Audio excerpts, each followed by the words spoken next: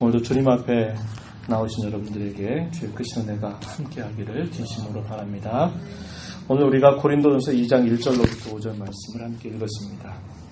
1장부터 계속되는 그 이야기의 하나의 결론과 같은 이야기들이 오늘 우리가 읽은 2장 앞부분의 소개가 되고 있습니다. 바울 사도가 첫 번째 이 고린도 교회를 향해서 간곡하게 권면하는 말씀은 교회 분쟁과 다툼의 문제를 잘 해결하도록 하는 데 있었습니다. 그런 분쟁과 다툼의 근본적인 원인을 이렇게 따라 들어가면 거기에는 자기 자랑이 있고 교만이 자리를 잡고 있다 하는 것을 우리가 살펴보았고, 그래서 사도는 주님 안에서 하나됨을 이루기 위해서 오직 자기 자신의 교만을 꺾고 겸손하기 위해서 오직 그리스도만으로 충분하다. 그리고 오직 그리스도만을 자랑하도록 힘써야 한다라는 사실을 강조하였습니다. 오늘 우리가 함께 읽은 이 본문의 말씀은 우리에게 지혜가 되고 또 의로움이 되시며 거룩함과 구원함이 되신 우리 주 예수 그리스도를 이렇게 믿게 하시는 성령의 능력, 그것을 우리에게 깨닫게 해줍니다. 사도는 세상의 지혜가 미련하고 능력이 없고 무능하다라고 하는 그 이유를 소개하는데, 한마디로 말하면 그것은 이 세상의 지혜가 아무리 뛰어나고 또 그 지혜에 힘이 있다 한들 그 사람의 영혼을 구원할 능력이 없기 때문이라고 이야기합니다. 사도는 그 사실을 복음을 전하는 현장에서도 확실하게 경험하고 확인했을 것입니다. 오늘 우리가 읽은 이 본문 속에서 사도는 그 이야기를 간략하게 설명을 해주고 있습니다. 읽었던 본문 말씀 3절에 보면은 내가 너희 가운데 거할 때에, 이 고린도 전서를 기록하고 있는 것은 그가 처음에 고린도 지방에 들어가서 복음을 전하고 나서 한 5년 만에 에베소라고 하는 지역에서 고린도 교회에 문제가 있다라는 소식을 듣고 5년이 지난 다음에 편지를 쓴 것이다, 그런 말씀을 드렸습니다. 처음 사도는 그들 가운데 가서 복음을 전할 때의 모습을 이야기합니다. 5년 전 이야기입니다. 처음 이 고린도 지방에 들어가서 복음을 전할 때 그의 마음이 어떠했는가 설명하기를 3절 약하고 두려워하고 심히 떨었다, 이렇게 표현을 하고 있습니다. 고린도라고 하는 이 지역에 처음 들어가면 이 고린도 지방, 그리고 이 아덴이라고 하는 이 지방은 대단히 웅변가들이 많이 활동했던 곳이라고 이야기했습니다. 사람들을 말로서 설득하고 사람들을 말로서 웃기도 하게 하고 울기도 하게 하고 무엇인가를 하도록 만드는 그런 웅변가들, 그러한 사람들이 많이 활동했던 그런 시대라 그랬습니다. 그래서 당시에 웅변가들은 자기가 살고 있는 지역뿐만 아니라 좀 더 떨어져 있는 그런 지역들을 찾아다니면서 웅변을 통해서 많은 사람들을 말로서 설득하고 또 그들로 하여금 자신의 말에 귀를 기울이는 일들을 하는 것을 많이 했었습니다. 당시 이런 웅변가들의 일반적인 관행이나 일반적인 형식은 그들이 어떤 도시로 들어가게 될 때 그들은 웅변을 시작하는데 그 도시가 어떠한 면에서 참 훌륭한가, 칭찬받을 만한가 하는 것들을 그들에게 소개를 하면서 칭찬을 합니다.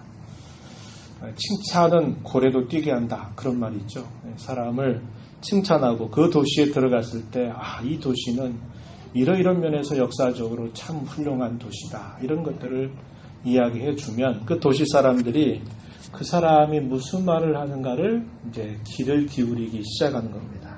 그리고서는 거기에 들어가서 그 도시를 칭찬한 다음에 자신이 누구인가를 말로서 잘 소개를 하는 것입니다. 그러면서 자기가 지난날 이루어왔던 어떤 업적이나 그의 어떤 명성이나 이런 것들을 이야기하는데 매우 당당한 태도를 가지고 자신 있게 말을 하는 겁니다. 그래서 이렇게 좀 약해 보이거나 또 논리가 떨어지거나 그런 태도가 아니라 누구 앞에서든지 당당하고 자신 있게 이런 웅변들을 계속 해간 것입니다. 그래서 결국은 자기 자신의 평판을 높이는 겁니다. 그래야 사람들이 자기의 말을 듣고 따르기 시작하는 것이죠. 그리고 특별히 그 사회에 높은 지위에 있는 이런 사람들, 예를 들면 돈이 많은 사람이나 지위가 높은 사람들, 혹은 배웠다고 하는 그런 지식인들, 식자들을 위한 그 당시의 어떤 정치적인 이야기들이나 그런 것들을 웅변으로 담아서 그 말을 쏟아내게 되는 겁니다. 그러므로서 자기 자신이 사람들로부터 명성을 얻게 되고 또 그 많은 사람들, 높은 지위 있는 사람들로 하여금 자신의 재정적인 어떤 도움을 얻는 일들도 늘 했었다고 하는 겁니다. 그러면서 이 도시에서 머물다가 그런 얘기하다가 또 다른 도시로 가서 똑같은 형식으로 웅변을 하게 되는 겁니다. 그래서 사람들의 귓가에 이러한 이야기들이 들리면서 말에서 뒤로 계속적으로 이것이 전달되면서 어떤 사람, 어떤 연사, 어떤 웅변가 그 사람 참 말 잘하더라. 굉장히 설득력이 있더라 하는 이야기들이 쭉 퍼져가게 되면서 사람들에게 알려지는 것이죠. 근데 그 당시에 바울 사도가 만났던 그런 사람들 가운데는 그 당시에 역사적으로 잘 알려져 있었던 그런 철학자들도 만났습니다. 예를 들면 스토아 학파나 에피크로스 학파라고 하는 이 고대 이런 철학자들이 이런 철학의 학파를 구성하고 있는 그런 사람들을 바울 사도도 만났다는 겁니다. 그러니까 그 당시에 그렇게 학파를 이루는 것은 거기에 속해 있는 사람들이 그렇게 웅변을 통해서 사람들에게 자기의 말을 귀를 기울이게 하면서 따르게 만드는 그런 일을 잘 했다고 하는 것입니다. 그런데 바울 사도는 이 고린도 지방에 들어가서 처음 복음을 전할 때 그는 이렇게 말합니다. 나는 말과 지혜의 아름다운 것으로 하지 않기로 나는 결심하였다고 이야기해 줍니다. 바울 사도의 출생을 보면 그는 유대인이었습니다. 흩어진 유대인, 디아스포라라고 부르는데요. 그러니까 이스라엘 땅에서 본래부터 태어난 사람이 아니라 이스라엘 타 지방에서 태어나는데 그의 출신 자체가 이스라엘 사람들을 말합니다. 그래서 흩어진 유대인들이라고 말하는데 이 출생이 그러한 신분임에도 불구하고 그가 대단히 사회적인 지위도 높았고 또 여러분 아시는 바와 같이 바리새인 중에 바리새인이라 그래서 율법에 아주 정통하였던 그런 인물이었습니다. 뿐만 아니라 당시에 헬라 사회, 그러니까 유대인 사회가 아닌 이방 사회에 대한 많은 훈련들을 받았던 인물이었고 당시에 로마의 시민권까지도 가지고 있는 것을 보면 이 바울 사도의 출생이나 그의 신분이나 사회적인 지위, 미래가 촉망되는 그런 소수의 엘리트에 속하는 그런 사람이었기 때문에 당시에 이 웅변가들의 어떤 수사학이나 말하는 거, 설득하는 거 이런 것들을 아주 잘 알고 있었던 그런 인물이었습니다. 그런데 그가 예수 그리스도를 믿고 그가 복음을 전하기로 복음 전도자로 살면서 그는 결심했다고 말합니다. 내가 사람의 말과 지혜의 말로 내가 예수 그리스도를 전하지 않겠다 이렇게 말을 한 것입니다. 그렇기 때문에 그가 처음에 고린도 교인들을 만났을 때 오늘 우리가 읽은 본문 3절에서 확인한 것처럼 약하고 두려워하고 심히 떨었다라고 그는 고백을 한 것입니다. 그런데 어떤 성경학자들은 이 이유에 대해서 말할 때 그가 이 고린도 지방에 오기 전에 어디에서 복음을 전하고 오냐면 아덴 지역에서 복음을 전하고 옵니다. 사도행전 17장에 보면요. 이 아테네라고 하는 곳입니다. 우리가 아덴보다 사실상 아테네라고 하는 곳으로 더 잘 알고 있는 곳이죠. 이런 지혜와 어떤 철학의 어떤 근원지와 같은 그런 곳입니다.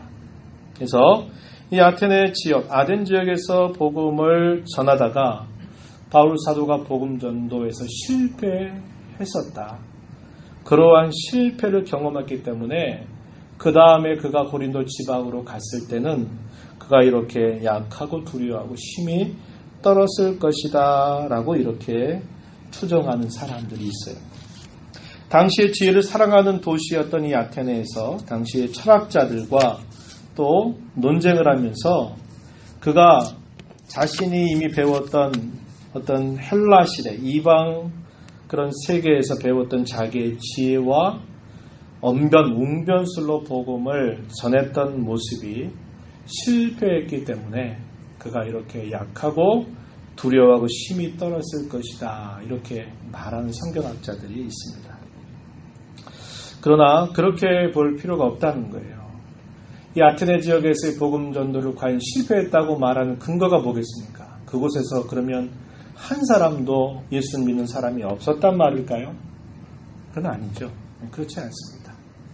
어느 곳에 가든지 간에 정도의 차이는 있어도 복음을 전하면 그 복음을 듣고 반응하고 믿는 사람들이 있고 또 동시에 역시 그 복음을 반대해서 박해하는 사람들이 동시에 일어나는 겁니다. 약간의 정도의 차이가 있을 뿐 그건 항상 복음 전파와 함께 따라오는 두 가지의 상반된 결과였어요. 한 사람들에게는 구원이 임하고 한 사람에게는 그들로 하여금 아주 혐오감을 일으켜서 박해하게 만드는 일들이 끊임없이 있었다고 하는 겁니다. 그렇기 때문에 이 아테네 지역에서 철학이나 지식을 따라서 하나님을 전해가지고 실패했기 때문에 약하고 두려워하고 힘이 떨었다 이렇게 말하는 것은 근거가 대단히 약한 것입니다. 이 부분에 대해서 그럼 우리가 어떻게 좀 생각해 볼 수 있을까요? 좀 이야기를 함께 나눠보면 바울 사도는 고린도에 가기 전에 이미 여러 도시 지역들을 걸쳐서 이 고린도 지방에 그가 가게 됩니다. 예를 들면 물론 고린도 지방에 가기 전에 이 아덴이라고 하는 지역을 갔지만 이 아덴에 가기 전에 이미 그가 유럽의 관문이라고 부르는 빌립보라고 하는 곳에 갔고요. 사도행전에 보면 잘 나타납니다. 사도행전 16장으로부터 쭉 이어지는 말씀 보면은 바울 사도가 제 두 번째 복음 전도 여행을 하고 있는 동안에 그가 빌립보라고 하는 곳에 도착을 하고 이 빌립보에서 데살로니가 그 지역으로 가게 됩니다. 그리고 거기서 베레아를 통해서 아덴에 들어가고 아덴을 지나서 고린도에 도착을 했습니다. 그렇기 때문에 단순히 아테네 지역에서의 실패 때문에 그렇게 말하는 것은 근거가 약하고요. 이런 여러 지역들을 그가 끊임없이 복음을 전도하고 움직여가면서 많은 박해와 시련을 당했던 것을 우리는 기억할 수 있어요. 예를 들면 빌립보에서 바울 사도는 매를 맞고 이 감옥에 투옥이 되죠. 바울과 실라가 거기에서 찬송을 드리다가 옥문이 흔들리면서 기적이 일어나잖아요. 그러면서 간수에게 복음을 전하고 그 간수의 가족들 모두가 다 예수님을 구주로 영접하는 그런 일이 있었던 것 우리가 기억하죠. 빌립보 지역에서 복음 전하다가 매를 맞았어요. 감옥에 갇혔던 사실들이 확인됩니다. 사도행전 16장 22절, 24절 이렇게 이야기 보게 되면요. 그 말씀을 확인해요. 제가 한번 여러분들에게 잠시 소개해드립니다. 사도행전 16장 22절에 보면 무리가 일제히 일어나 고발하니 상관들이 옷을 찢어벗기고 매로 치라 하여 많이 친 후에 누구를 쳤을까요? 바울 사도와 그의 일행들을 쳤다 이 말입니다. 옷을 찢어벗기고 매로 치라. 그래서 많이 친 후에 옥에 가두고 간수에게 명하여 든든히 지키라 이런 명령을 합니다. 그래서 그 간수가 그런 명령을 받아서 그들을 깊은 옥, 이 말은 빠져나올 수 없는 그런 깊은 감옥에 가두고 그 발을 착고에 든든히 채웠다. 이 기록이 사도행전 16장 24절에 보면 나타납니다. 이 말은 도무지 빠져나갈 수 없는 깊은 곳에다가 그를 집어넣어 버렸다. 이렇게 말하는 겁니다. 많이 쳤으니까 어느 정도 맞았을까? 뭐 조금 맞다가 들어갔겠지 이렇게 생각할지 모르지만 바울 사도가 매 맞아 죽을 뻔한 것이 여러 차례 있었습니다. 그죠? 그냥 보통 몇 대 맞고 들어간 게 아니라 거의 죽기 직전까지 얻어맞다가 감옥에 들어가고 거기에 착고까지 채웠고 감옥의 깊은 곳에 집어넣었다는 얘기는 그를 지키는 병사들이 층층이 둘러싸고 있다는 겁니다. 그래서 도무지 거기서는 살아나갈 수 없는 상관의 명령이 풀어줘라 하는 이 명령이 떨어지기 전까지는 자기 힘으로 살아나갈 수 없는 깊은 곳에 들어갔다 이렇게 말하는 겁니다. 그런데 잘 아시는 바와 같이 그 밤에 바울과 실라가 하나님을 향해 찬송을 드렸더니 이 감옥 문이 진동하면서 흔들리다가 착고가 풀어지고 감옥 문이 열리는 기적이 일어나죠. 그러면서 그야말로 기적 같은 일들이 일어나고 간수와 그의 가족들이 예수님 믿게 하는 놀라운 일을 체험하게 됩니다. 그러니까 항상 가는 곳에 그들을 향해서 환대하고 환영하는 그런 것이 기다리는 게 아니라 항상 기적은 일어나면서도 항상 고된 그런 아픔과 시련이 기다리고 있다는 것을 그는 알고 있는 것이죠. 데살로니가로 옮겨가고 또 베레아라고 하는 곳으로 옮겨갑니다. 그래서 그들의 신앙이 어떤 사람들은 참 신사적이고 신앙생활 잘하는 면들을 칭찬하기도 하죠.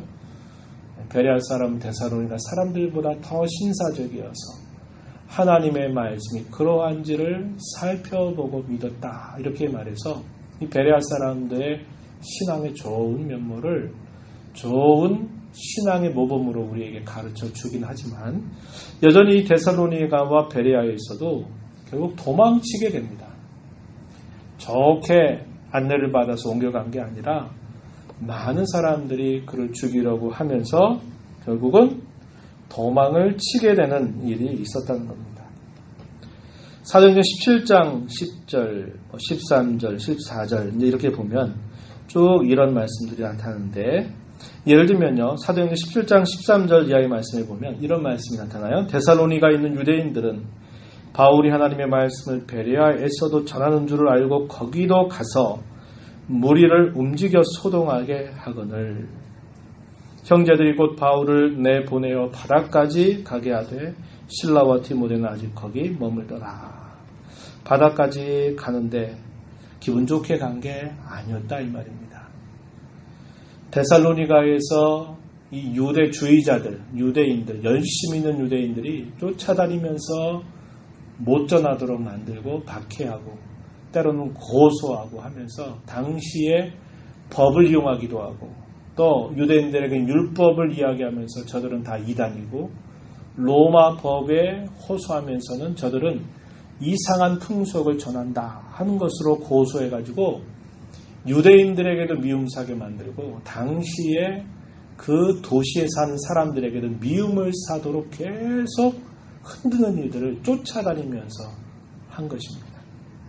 사도행전 17장 32절에 보면은 이 아테네 지역에 이제 들어가서 또 보면요. 이렇게 말이죠. 그들이 죽은 자의 부활을 듣고 어떤 사람은 조롱도 하고 어떤 사람은 이 일에 대하여 내 말을 다시 듣겠다 하니 이런 표현이 나타납니다. 아덴 지역에서 복음을 전해서 몇몇 사람들이 관심을 갖고 또 그러긴 하지만 또 어떤 사람들은 그들을 조롱하는 겁니다.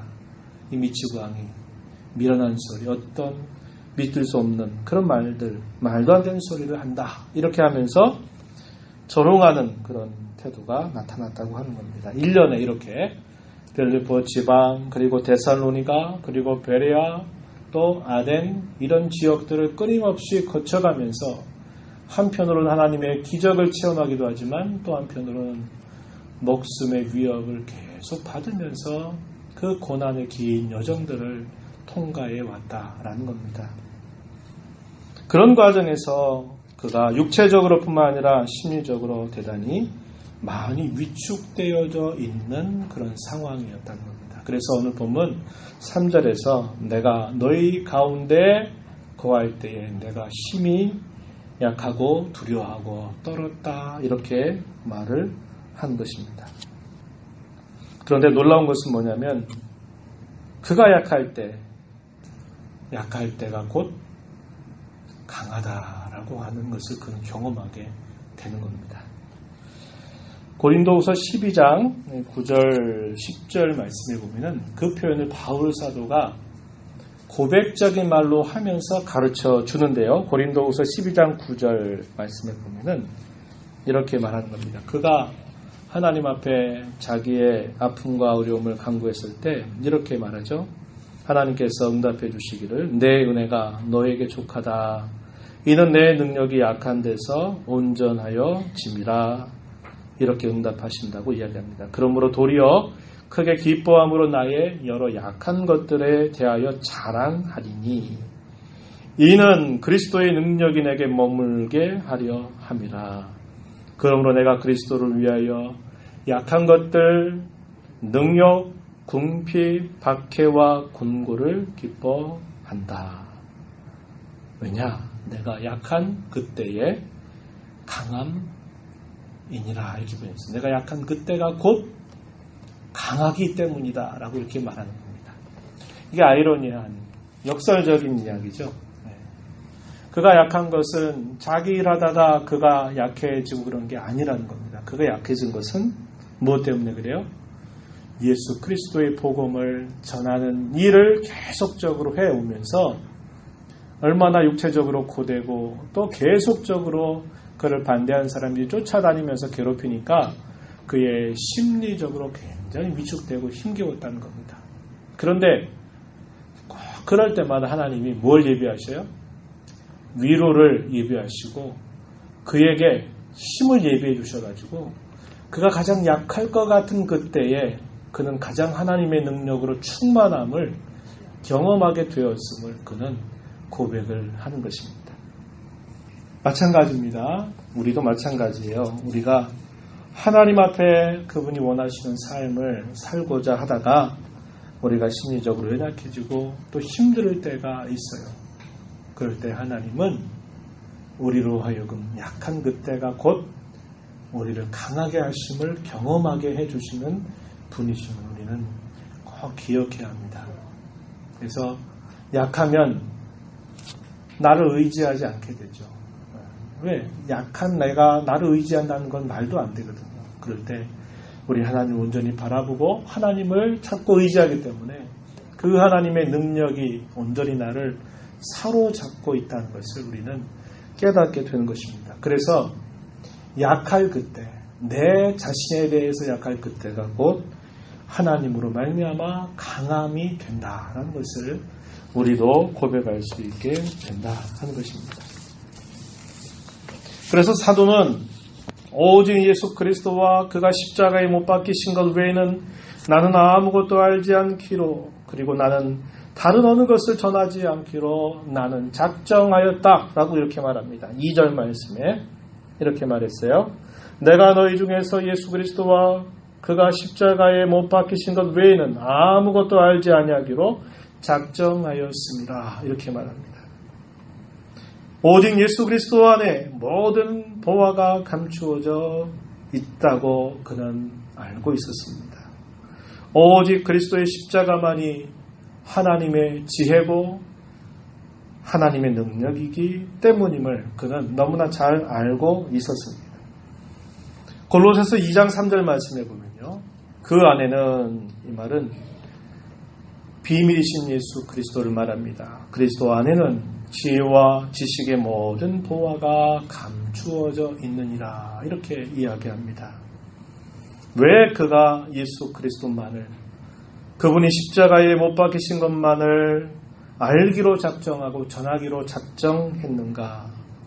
그리스도만으로 충분하고 그리스도 안에는 모든 보화가 다 감추어져 있기 때문이고 오직 그리스도의 십자가만이 하나님의 지혜고 하나님의 능력임을 그가 분명히 알고 있기 때문에 난 오직 예수 그리스도만을 그가 십자가에 못 박히신 것만을 알기로 전하기로 나는 작정하였다고 이렇게 고백하고 있는 겁니다. 그가 전하는 태도에 있어서는 나는 절대로 말과 지혜의 아름다운 것이나 지혜의 권한 말에 나는 의지하지 않겠다고 이렇게 표현하고 있습니다. 1절 말씀에 형제들아 내가 너희에게 나아가 하나님의 증거를 전할 때에 말과 지혜의 아름다운 것으로 아니하였다 이렇게 말합니다. 4절 가서 보면 설득력 있는 지혜의 말로 하지 아니하였다. 이렇게 말합니다. 사람의 방식이나 사람의 지혜나 사람의 웅변이나 사람의 설득의 방법을 나는 사용하지 않겠고 메시지에 있어서는 오직 예수 그리스도와 그분이 십자가에 못 박히신 것을 나는 전할 것이고 내가 태도에 있어서는 내가 배웠던 내가 알고 있는 그런 많은 이방 사람들의 웅변술이나 설득과 말의 지혜에 내가 의지하지 않고 나는 오직 성령님만 의지하겠다. 이렇게 그는 작정하였다고 이야기합니다. 4절에 가서 한번 보세요. 내 말과 내 전도함이 다만 성령의 나타나심과 능력으로 하였다. 이렇게 말합니다. 성령의 나타나심과 능력으로 하였다. 이렇게 말하고 있는 것이에요. 그는 결코 그런 모든 일에 있어서 다른 어떤 것을 의지하지 않고 그 말씀의 진정한 기록자가 되시는 성령님께서 친히 그 사람의 심령 속에 나타나셔서 그 성령의 능력으로 말미암아 예수 그리스도를 알고 예수 그리스도를 믿게 하려고 하는 그런 태도를 전적으로 의지하였다. 이렇게 말해주고 있는 것입니다. 왜 그렇게 하였을까요? 5절 말씀해 보니까 그들의 믿음을 오직 어디에 두려고요? 네, 사람의 지혜에 두는 게 아니라 하나님의 능력에 있게 할 목적으로 자신은 오직 예수 그리스도만을 그리고 오직 사람의 지혜와 사람의 설득, 지혜, 아름다운 말에 의지하지 않고 오직 성령께서 나타나셔서 그의 능력으로 그를 인도해 주시기를 기대하는 마음으로 복음만을 전했다. 이렇게 말하고 있는 겁니다. 그래서 그 복음을 듣고 믿는 사람들, 그들이 갖는 그 믿음이 자기 자신에 달려있거나 어떤 사람의 지혜의 힘에 달려있는 게 아니라 오직 하나님의 능력에 있음을 깨닫게 할 목적으로 그렇게 하였다고 이야기합니다. 로마서 10장 16절과 17절 말씀에 보면은 이와 비슷한 말씀을 우리가 확인할 수 있는데요. 로마서 10장 16절 말씀에 보면 그러나 그들이 다 복음을 순종하지 아니하였도다.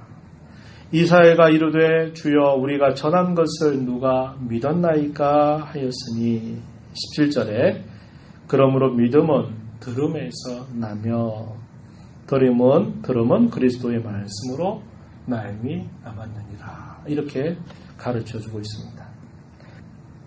우리가 전한 것을 누가 믿었나이까? 그 말이 이사야서 어디에 나오는지 혹시 기억하십니까? 이사야서 53장입니다. 이사야 53장 꼭 기억하셔야 됩니다. 무슨 이야기 나와요? 고난받는 의로운 종. 예수님에 관한 메시아 예언장인데 예수님께서 십자가를 지시면서 받으실 그 고난, 그 모든 것들을 이처럼 자세하게 예언하고 있는 구약성경 구절이 없을 만큼 이사야서 53장은 아주 구체적이고 상세하게 예수님이 십자가에서 당하실 그 고난, 그분의 그 고난을 통해서 얻게 될 유익에 대해서 아주 자세하게 알려주고 있는 예언입니다. 그럴 때 그 말씀을 그렇게 시작합니다. 우리가 전한 것을 과연 누가 믿었느냐? 여호와의 팔이 과연 누구에게 나타났느냐?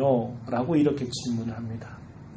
우리가 전한 것, 고난받는 메시아에 대해서 전한 것을 과연 누가 믿었느냐? 유대인들 믿었어요? 안 믿었어요. 왜 안 믿었어요? 거리끼는 것을 여겼다 그랬죠? 우리가 앞에서 읽었던 말씀을 보니까. 왜요? 나무에 달려 죽은 자는 하나님께 저주받아 죽은 자임을 나타내기 때문에 그렇습니다. 하나님께서 보내신 메시아가 나무에 달려 죽어? 야, 이건 말도 안 된다. 이렇게 유대인들은 여겼던 거예요. 그래서 그리스도의 십자가를 그들은 아주 목숨 걸고 반대한 겁니다. 아니, 하나님이 보내신 메시아가 이 다윗의 왕위로 이어서 온다고 하는 그 메시아가 왜 저렇게 저주받아 죽어야만 돼? 말도 안 돼. 이런 태도를 가지고 있었던 것이. 그래서 우리가 전한 것을 과연 누가 믿었느냐? 이렇게 질문할 때 이 말은 못 믿는다 이 말입니다. 그 말이에요. 반대 질문을 던지는 거예요. 누가 과연 믿겠는가? 못 믿는다 이 말이에요. 그 다음에 질문. 여호와의 팔이 과연 누구에게 나타나느냐? 여호와의 팔, 능력, 권세, 힘을 나타내는 게 팔입니다. 전한 것을 누구도 믿지 않을 것인데 여호와의 팔, 여호와의 능력이 누구에게 나타나느냐? 그 말은 믿는 자들을 여호와의 팔이 일으키신다고 하는 걸 알려주는 말씀이에요. 이사야서 53장 초도 1절에 보면 그렇게 말씀을 시작합니다. 그 이사야의 말씀을 인용을 해서 바울 사도가 말하는 거예요. 믿음은 들음에서 나며 들음은 그리스도의 말씀으로 말미암는다 이렇게 이야기해 주는데 그 듣는 것도 말씀을 들음으로 믿음이 생겨난다고 이야기하는데 그 듣는 것도 사람이 듣고 깨닫는 것에 달려있는 게 아니라 뭐에 달려있다는 겁니까? 하나님의 능력에 달려있다 이 말입니다. 오늘 본문에 따르면 뭐예요? 성령의 나타나심과 능력에 달려있다는 거예요. 믿음도 그래서 뭐라고 말해요? 믿음도 내 것인 것 같은데 믿음도 원래 내 게 아니라 뭐라 그래요? 위로부터 주어지는 선물이다. 그러죠. 너희가 그 은혜로 말미암아 구원을 얻었나니 그것이 너희에게서 난 것이 아니라 하나님의 은혜로 된 것이다. 이렇게 말하죠. 그러니까 여기 바울 사도가 5절에서 말하는 거. 너희의 믿음이 사람의 지혜에 있지 않고 다만 하나님의 능력에 있게 하려고 나는 전하는 메시지의 핵심은 오직 예수님과 그분의 십자가를 전하기로 나는 결심했고 내가 전하는 그런 태도에 있어서는 사람의 말과 지혜가 아니라 오직 성령의 나타남과 능력을 의지하였다는 겁니다. 그래서 그것이 그들의 듣는 사람들의 모습 속에 너무나 유약해 보이고 너무나 약해 보이고 미련해 보이는 것처럼 보이지만 하나님은 그것을 통해서 자기 백성들을 부르시기를 기뻐하셨다고 가르쳐주고 있는 것입니다. 그것이 복음을 전하는 바울 사도의 중심이었다고 말하는 거예요. 그래서 이렇게 그들이 구원받았을 때 그들이 깨닫는 것은 뭘까요? 내가 믿어서 구원받았지 이렇게 하는 게 아니라 내가 이렇게 믿게 된 게 다 무엇 때문이라는 걸 깨닫는 겁니까? 그렇죠. 하나님의 능력으로 그분의 은혜로 내가 믿게 되었지. 그럼 어떻게 그 다음에 액션이 어떻게 이어질까요? 하나님 감사합니다. 하나님께서 저 같은 사람에게 이 구원의 은혜를 주셨군요. 그러면 거기에 뭐가 나타날 수 없어요? 자기 자랑이 나타날 수 없어요. 거기에 교만이 나타날 수 없어요. 뭐가 나타날까요? 오직 자랑하려면 주 안에서 자랑하라. 1장 마지막 절에 예레미야에 있는 말씀을 인용해서 너희가 자랑하려면 오직 주 안에서 자랑해라. 이 말은 다르게 말하면 주님만을 자랑해라는 겁니다. 주님만 높이고 자랑하면 어떤 일이 안 생긴다고요? 교만이 안 생기고 또 자기 자랑이 안 생겨요. 그럼 어떻게 된다는 겁니까? 처음에 제기됐던 문제 뭐였어요? 다툼과 분쟁의 문제. 이게 일어나지 않는다는 거예요. 그러니까 바울 사도가 고린도 교회의 가장 큰 심각한 문제가 분열과 다툼의 문제라고 하는 것을 그가 듣고서 그들에게 문안의 인사를 드리고 난 다음에 가장 먼저 이야기하는 게 뭐냐면 너희 중에 분쟁과 다툼이 있다고 하는 이야기를 들었는데 마음을 하나로 하고 합하도록 하고 같은 마음을 듣고 같은 말을 하고 같은 행동을 하도록 하여라 이야기하면서 뭘 얘기했다고요? 그리스도의 십자가를 이야기하는 겁니다. 왜? 그리스도의 십자가 앞에 서면 자기 자랑이 다 없어지게 되고 자기 교만이 다 꺾이게 된다는 거예요. 그 십자가의 은혜를 아는 사람은 교만할 수가 없고 자기를 높일 수가 없다는 겁니다. 오직 겸손한 자가 되는 것이고 오직 주님만을 자랑하는 자로 가게 되면 거기서 누가 더 잘났다, 누가 더 어떻다 하는 이런 분쟁과 다툼이라고 하는 게 사라지게 된다고 이야기하는 겁니다. 그래서 바울 사도가 비교적 긴 내용들을 소개하면서 지금 이 이야기하는 거예요. 왜 그리스도의 십자가를 이야기하고 왜 그분이 우리에게 지혜가 되고 구원이 되고 거룩함이 되고 또 우리에게 능력이 되는가를 설명하고 그러면서 계속적으로 이렇게 이야기를 해오는 것은 결국 무슨 문제를 해결하는 거예요? 분쟁과 다툼의 문제를 해결하는데 그 문제를 해결하려면 어떻게 해라? 그리스도의 십자가 앞으로 다시 나아가라. 이것을 말해주고 있는 것입니다. 이 말씀을 우리가 살펴보면서 두 가지 정도 적용을 하고 마무리를 지으려고 하는데 첫 번째는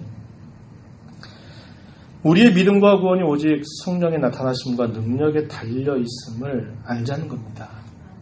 그러면 우리는 하나님의 은혜에 감사하게 되고 하나님 앞에 사람 앞에 겸손하게 된다는 겁니다. 내가 믿었고 내 힘으로 구원받았고 내가 깨달아서 내가 어떻게 해서 구원받은 게 아니라 내가 믿게 된 것, 내가 구원받게 된 것이 나에게 말미암은 게 아니라 오직 성령님의 능력에 달려 있어서 그분이 나에게 이런 믿음을 주셨고 이런 구원의 일을 주신 것을 우리가 안다면 우리의 상황이 어떠한지가 하나님 앞에 늘 은혜에 감사하는 삶을 살아야 되겠고 하나님 앞에 늘 겸손한 자로 살아야 됨을 배우게 된다고 하는 겁니다. 그러한 저와 여러분이 되기를 바랍니다. 두 번째는요. 말씀을 듣는 태도와 말씀을 전하는 태도를 잘 점검해 자는 겁니다. 말씀을 듣는 태도에 있어서는 여러분 그렇게 해야 돼요. 바울 사도가 어떻게 했어요? 나는 그리스도의 십자가만을 전하겠다. 나는 사람의 말과 지혜를 의지하지 않고 오직 성령의 나타나심과 능력을 의지하겠다라고 말했기 때문에 그 말씀을 듣는 사람들이 마땅히 가져야 될 태도는 뭘까요? 설교자가 얼마나 말 잘하느냐, 얼마나 내 귀에 알아듣기 좋게 듣기 좋은 말 하느냐, 그걸 가지고 설교자를 판단하지 마시라는 겁니다. 설교자로부터 여러분 뭘 듣기를 소망하셔야 될까요? 그 설교 가운데 복음이 메아리 치고 있는지, 복음이 박동하고 있는지, 그 복음의 메시지가 전달되고 있는지를 여러분들이 관심을 갖고 들으시라는 겁니다. 왜? 우리가 변화되고 우리가 샘을 얻고 우리가 새로워지는 길은 사람의 어떤 말에 설득에 있는 게 아니라 오직 복음의 능력에 달려있기 때문에 그러한 겁니다. 그래서 여러분들이 말씀을 읽으실 때나 성경을 배우거나 설교를 들으실 때 여러분이 관심을 기울여야 될 것은 얼마나 듣기 좋은 말 해주느냐, 얼마나 재미있게 해주느냐, 얼마나 웃게 하고 울게 하고 하는 그런 데에 여러분들이 관심을 두지 말고 어디에 메시지를 주라고요? 복음의 메시지를 기대하시라는 거예요. 복음의 메시지. 오늘날 TV에 나와서 수없이 많이 말씀을 전한다고 하는 수많은 설교자들의 이야기들을 여러분들은 채널만 열면 24시간 다 들을 수 있어요. 근데 여러분들 어떤 분의 설교가 참 마음에 들어온다, 듣다, 좋다, 뭐 이렇게 막 사람들이 얘기하시겠지만은 여러분들이 말씀에 듣는 가장 중요한 포인트는 어디에 맞추라고요? 복음의 메시지를 맞추라는 거예요. 복음. 거기에 복음의 메시지가 메아리치고 있는지, 심장이 박동하고 있는지, 거기에서 예수 그리스도의 복음이 들려지고 있는지, 아니면 엉뚱한 소리, 듣기 좋은 소리, 윤리적인 강연, 뭐 해야 됩니다, 하지 말아야 됩니다 하는 이야기들만 하고 있는지를 여러분들이 잘 분간해서 들으시라는 거예요. 왜? 사람의 말에 능력이 있는 게 아니기 때문에 그래요.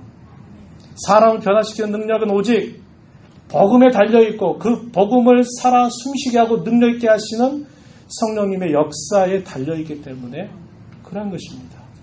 여러분들의 길을 아무에게나 그냥 맡기지 마세요. 아무에게나 맡기지 마세요. 복음에 여러분들의 초점을 맡기시라는 겁니다. 두 번째, 말씀을 전하는 태도. 여러분들은 말씀만 듣는 사람들이 아니라 또 누군가에게 말씀을 전하잖아요. 그죠?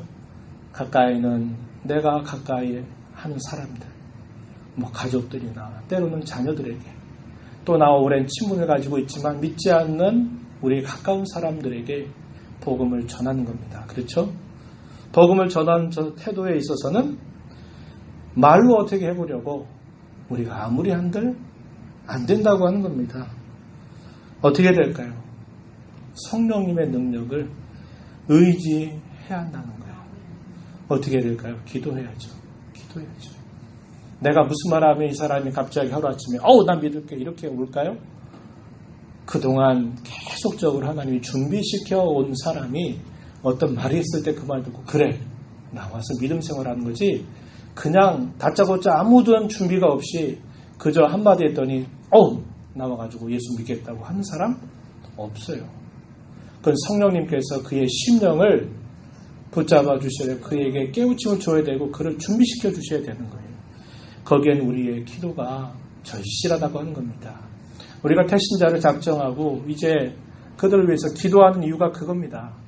내가 아무리 100번, 1000번 이야기한다고 내 말에 따라서 그 사람이 나올까요? 아니에요. 성령님이 그 사람을 인도해 주셔야만, 깨닫게 해주셔야만 나올 수 있는 것입니다.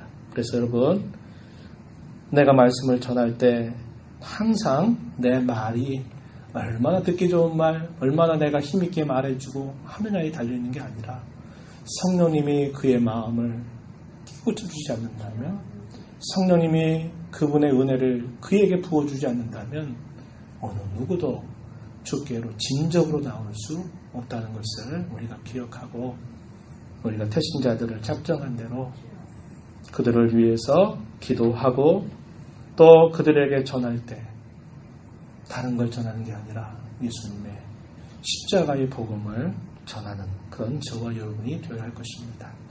이런 하나님의 은혜를 우리가 경험하면서 살아가게 되기를 진심으로 바랍니다. 하나님 아버지 감사합니다. 오늘도 주의 면전으로 저희를 불러주셔서 하나님의 말씀을 함께 읽고 또 듣게 하신 것을 감사합니다. 많은 걸 배웠고 많은 것을 알고 있는 사도 자신이지만 구원하는 능력, 구원의 지혜가 사람의 말에 설득이나 아름다운 말이나 언변에 달려있는 게 아니라 오직 성령의 나타나심과 능력에 달려있음을 알았고, 다른 어떤 듣기 좋은 말이 아니라 오직 예수 그리스도와 십자가에 못 박히신 그 복음만이 그들을 건져낼 수 있다는 사실을 알았기에 오직 예수 그리스도만을 전하기로 작정한 사도의 모습을 저희들이 살펴보았습니다. 아버지 구원의 은혜와 믿음이 하나님의 은혜로 주어진 것을 알면서 겸손하게 또 감사하면서 하나님을 섬겨가는 저희가 되게 하시고, 하나님의 말씀을 들을 때에 복음에 항상 귀를 기울이는 저희가 되게 하시옵고, 말씀을 전할 때에는 오직 성령께서 나타나서 역사하시기만을 기대하면서 말씀을 전하는 자로, 기도하는 자로 살아가는 저희가 되게 하여 주시옵소서. 예수님 이름으로 기도하옵나이다. 아멘.